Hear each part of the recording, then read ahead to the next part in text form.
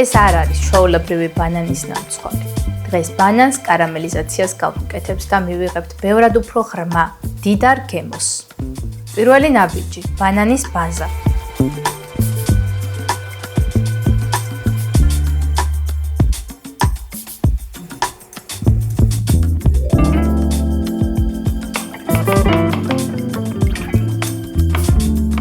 ვამატებთ ძალიან მწიფე ბანანს.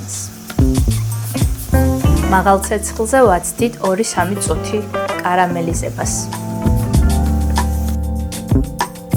ეს ტექნიკა აძლევს ნამცხვარს უფრო ღრმა, თითქმის კარამელიზებულ გემოს, რაც ჩვეულებრივ ბანანის ნამცხვარში არ გვაქვს. მშრალ ინგრედიენტებს ერთად ვურავთ.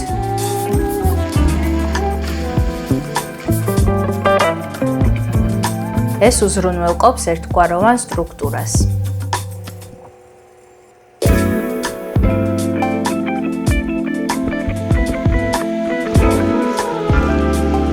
ვიყენებთ გამდნარ, თითქმის დამწვარ კარაქს, იგივე beurre noisette, რომელიც აძლევს ნაზ, თხილის მსგავს არომატს.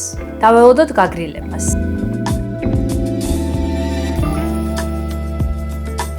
ყავისფერი შაქარი ინარჩუნებს სინოტივეს.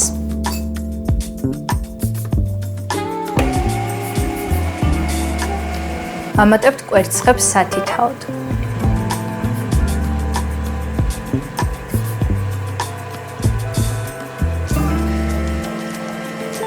არაჟანი აძლევს სირბილეს და ტენიანობას, ვანილი არომატისთვის.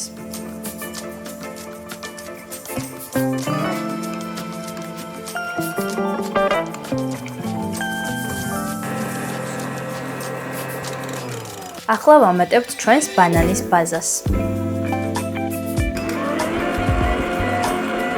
ერთი გადავურიეთ და მორჩა. მშრალ ინგრედიენტებს ვამატებთ ეტაპობრივად.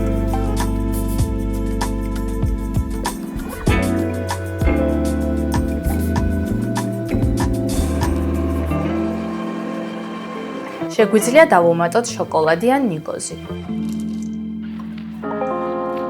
ორივე ძალიან უხდება. ჩემს შემთხვევაში დავამატებ შავი შოკოლადის ნატეხებს, 80 გრამს. არ გადავურიოთ ზედმეტად. ეს მნიშვნელოვანია. საცხობ ფორმას წავუსვათ კარაქი და მზა მასა გადავიტანოთ.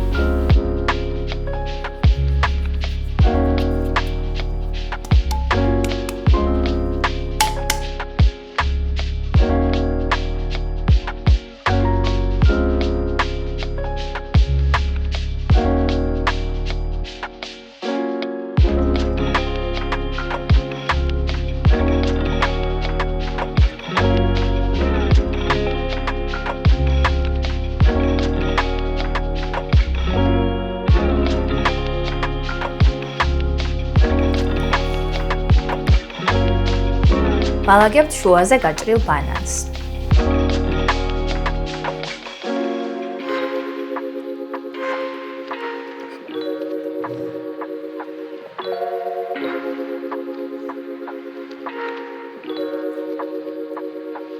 და ვაყრით ცოტა ყავისფერ შაქარს კარამელიზაციისთვის. ვაცხობთ 175 გრადუსზე 40-50 წუთი.